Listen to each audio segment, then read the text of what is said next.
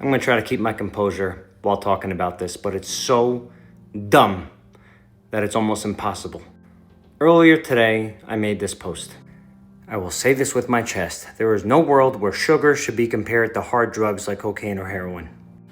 The amount of people who are fighting against this. Hey, let me make something clear. Just because you don't have any willpower, just because you believe that you're addicted to sugar, don't blame the fucking sugar. I'll have a cookie and be fine. My wife will have a little bit of Cinnamon Toast Crunch and be fine. My clients, once I teach them how to not deprive themselves and to have food in moderation and to enjoy themselves, they're fine. And once someone is addicted to hard drugs, physiologically dependent on hard drugs, there's no amount of willpower or moderation they can use. That becomes their only fucking priority. And look at this shit. I thought this guy was science-based, but I guess not. When it comes to things he doesn't agree with, I hate when you think I just call shit out that I don't agree with. I don't agree with stupid shit. It's a very big difference. Sugar activates the opiate receptors in our brain and affects the reward center, which leads to compulsive behavior.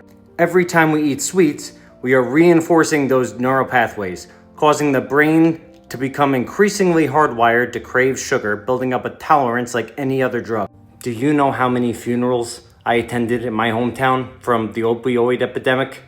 It was a common thing.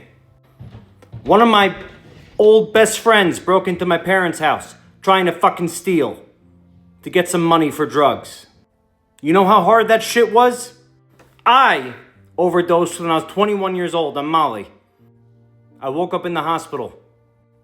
I had panic attacks for weeks because my serotonin and my dopamine was so fucked.